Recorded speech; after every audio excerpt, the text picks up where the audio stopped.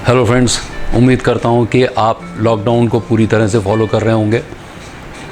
और जैसा कि आपने सुना ही होगा कि लॉकडाउन का पीरियड हर जगह और बढ़ गया है, और अगर हालात काबू में नहीं आते हैं तो हो सकता है कि इसका पीरियड और भी बढ़े। आज का ये वीडियो उन पेशेंट्स के लिए बहुत ज़रूरी है जो ब्लड प्रेशर, डायबिटीज़ या आर्थराइटिस जैसी बीमारियों से ग्रसित हैं। हो सकता है कि कुछ प्रिकॉशंस अगर वो इस लॉकडाउन पीरियड में नहीं लेते हैं तो इन बीमारियों से होने वाले कॉम्प्लिकेशंस इस पीरियड में और बढ़ जाएं। और ये भी हो सकता है कि वो लोग जो इन बीमारियों के होने के बिल्कुल ब्लिंक पर थे या जिनको ये बीमारियां होने वाली थी, हो सकता है कि इस लॉकडाउन के पीरियड में अगर वो कुछ ख़ास बातों का ध्यान नहीं रखते हैं तो उन्हें भी ये बीमारियां हो जाएं। तो प्लीज़ इस वीडियो को पूरा देखिएगा और उन छोटी छोटी बातों को फॉलो करने की कोशिश करिएगा। दरअसल कई लोग जिन्हें पहले से ये बीमारियां हैं, हो सकता है कि वो किसी न किसी रूप में फ़िज़िकली एक्टिव रहते हों इस लॉकडाउन से पहले, भले ही वो मॉर्निंग वॉक पे जा रहे हों, योगा एक्सरसाइज कर रहे हों या कोई स्पोर्ट्स पार्टिसिपेशन उनका हो, लेकिन लॉकडाउन के बाद हो सकता है उनकी ये सारी एक्टिविटीज़ बंद हो गई हों। इन एक्टिविटीज़ की वजह से उनको दो फ़ायदे मिलते थे, वो फिज़ियोलॉजिकल और साइकोलॉजिकल दोनों बेनिफिट्स उनके होते थे, और जिसकी वजह से उनका ब्लड प्रेशर या उनका ब्लड शुगर लेवल उनका मेंटेन रहता था। लेकिन लॉकडाउन के दौरान ये एक्टिविटीज़ ना कर पाने की वजह से उनको ये फिज़ियोलॉजिकल बेनिफिट्स नहीं मिलने लगे, जिसकी वजह से उनमें वो कॉम्प्लिकेशंस इन बीमारियों के होने के चांसेस बढ़ गए। इसी तरीके से जो एक दूसरा बेनिफिट उनको, जो साइकोलॉजिकल बेनिफिट एक्सरसाइजेस का मिलता था, वो भी मिलना बंद हो गया, जिसकी वजह से उनको इस पीरियड में ज़्यादा एंजाइटी या डिप्रेशन या ज़्यादा वो स्ट्रेस फील करने लगे। और एक क्यूमुलेटिव इफ़ेक्ट की वजह से, यानी कि एक उनको जो बेनिफिट, फिज़ियोलॉजिकल बेनिफिट मिल रहा था वो मिलना बंद हो गया, और दूसरा जो उनको साइकोलॉजिकल बेनिफिट मिल रहा था वो मिलना बंद हो गया, जिसकी वजह से अब उनके अंदर इन बीमारियों के कॉम्प्लिकेशंस बढ़ने के चांसेस और हो गए। अब यहाँ एक चीज़ और भी समझने वाली है, वो ये कि कई ऐसे पेशेंट्स थे जो बहुत ब्लिंक पे थे, जिनका ब्लड प्रेशर बहुत शायद वो कुछ ही दिनों में ब्लड प्रेशर के पेशेंट होने वाले थे या ब्लड शुगर के पेशेंट होने वाले थे। वो अगर आज लॉकडाउन के पीरियड में कुछ ख़ास बातों को फॉलो नहीं करेंगे तो हो सकता है कि इस लॉकडाउन पीरियड के दौरान उनको भी ये बीमारियां हो जाएं।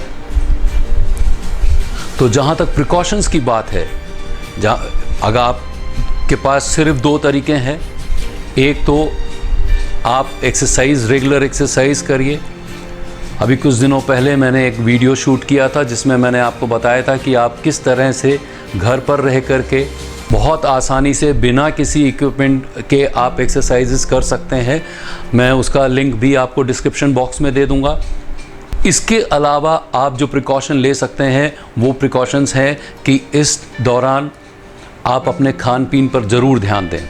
उसके कुछ रूल्स मैं आज आपको बताने जा रहा हूँ। सबसे पहली चीज़ कि इस पीरियड के दौरान आपको 3 चीज़ों से बहुत ज़्यादा दूर रहना है। वैसे तो इन चीज़ों को हर एक के लिए ये बोला जाता है कि आप इन चीज़ों का कम सेवन करें। उनमें से वो 3 चीज़ें हैं कि आपको बहुत ज़्यादा सॉल्ट का इंटेक नहीं करना है, आपको बहुत ज़्यादा शुगर का इंटेक नहीं करना है, और आपको बहुत ज़्यादा ऑयली चीज़ों का यूज़ नहीं करना है। आपकी एक्सरसाइज से जो बेनिफिट मिल रहा था, एक तो वो मिलना बंद हो गया आपको, और अगर आप इन सब चीज़ों का यूज़ बढ़ा देते हैं तो बहुत ज़्यादा चांसेस हैं कि आपको इन बीमारियों के कॉम्प्लिकेशंस और बढ़ जाएं। हो सकता है कि इसी पीरियड में आपको हार्ट अटैक के चांसेस हो जाएं या स्ट्रोक के चांसेस हो जाएं या कोई भी डिसऑर्डर आपको हो सकता है।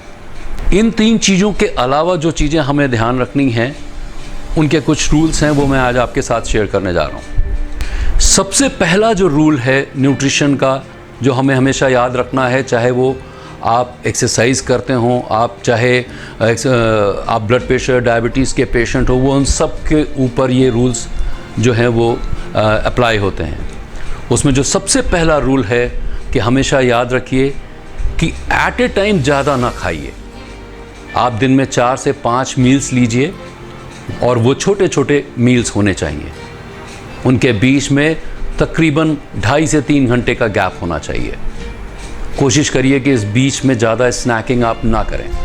इसी तरीके से एक दूसरा रूल जो है वो ये कि जो भी खाना आप खा रहे हों उसमें प्रोटीन, कार्बोहाइड्रेट और फैट का एक खास रेशियो होना चाहिए। अगर हम इसको इस तरीके से बात करें कि कार्बोहाइड्रेट, प्रोटीन और फैट की, तो 3 पार्ट्स कार्बोहाइड्रेट, 2 पार्ट्स प्रोटीन और 1 पार्ट फैट होना चाहिए। हालांकि आने वाले टाइम में हम बहुत जल्दी इस चीज़ का भी वीडियो बनाएंगे कि वो कौन से सोर्सेज हैं जिनमें हमें ये चीज़ें मिलती हैं, ये न्यूट्रिएंट्स हमें मिलते हैं। इसी तरीके से एक तीसरा रूल वो ये है कि आपको हर 1 घंटे में 1 गिलास पानी पीना है। ज़्यादातर मैं ये देखता हूँ कि लोगों को जब वो प्यास लगती है और वो सिर्फ तभी पानी पीते हैं। एक्चुअली ये एक गलत तरीका है। जब आपको प्यास लगती है तो इसका मतलब है कि आपकी बॉडी ऑलरेडी डिप्लीटेड स्टेट में आ चुकी है और इसलिए हर घंटे में 1 गिलास पानी पीना आपके लिए बहुत ज़रूरी है।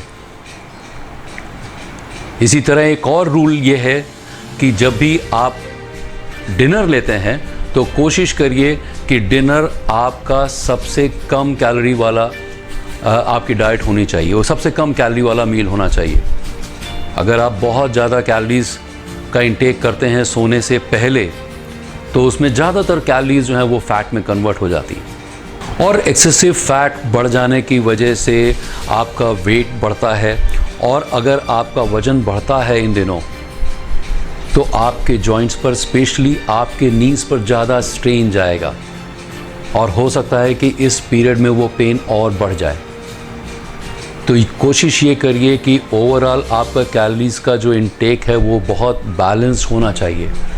अब यहाँ एक बात और भी बहुत ज़रूरी है कि अक्सर लोग मुझसे पूछते हैं कि हमें कितना खाना चाहिए। एक्चुअली ये एक सब्जेक्टिव मैटर है।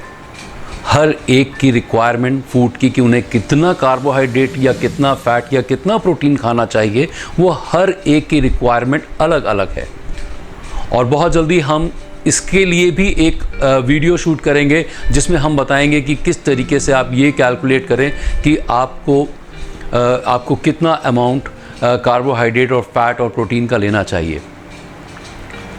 इसके अलावा आप हरी सब्जियां खा सकते हैं जिनमें फाइबर्स आपको मिलेंगे, जिसमें विटामिन्स और मिनरल्स मिलेंगे जो आपकी हेल्थ के लिए बहुत बेनिफिशियल होंगे।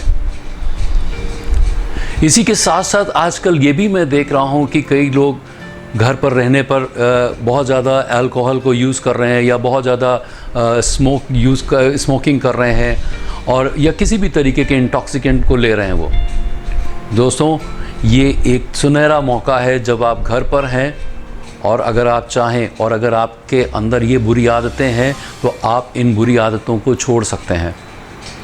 इनसे सिर्फ और सिर्फ आपकी बॉडी डिटेरिएट करेगी, ये आपकी इम्यूनिटी को कम करेंगे और किसी भी तरीके के इन्फेक्शंस होने के चांसेस को बढ़ा देंगे। इसलिए मेरी सिर्फ एक सजेशन है कि ये छोटी छोटी बातों पर आप ध्यान दीजिए। कुछ हल्की फुल्की एक्सरसाइजेज आप घर पे करिए। ज़रूरी नहीं है कि आप 1 घंटा एक्सरसाइज करें। मैंने जो आपको एक्सरसाइज का जो वीडियो होम वर्कआउट का भेजा है वो सिर्फ 20 से 25 मिनट में वो सारी एक्सरसाइज हो जाएंगी। थोड़ा सा टाइम आप मेडिटेशन को भी दे सकते हैं। अगर आप सिर्फ 10 मिनट भी मेडिटेशन को देते हैं तो आपको किसी भी तरीके का कोई साइकोलॉजिकल इश्यूज़ भी नहीं होंगे और वो लॉकडाउन के बाद भी आपको उसके बेनिफिट्स मिलते रहेंगे। इसके अलावा सिर्फ जो खान पान में मैंने छोटी छोटी बातें बताई हैं आप उसका ख्याल रखिए। लॉकडाउन की सारी जितनी भी कंडीशंस हैं उनको पूरी तरीके से फॉलो करिए, घर पर रहिए और सेफ रहिए। Thank you.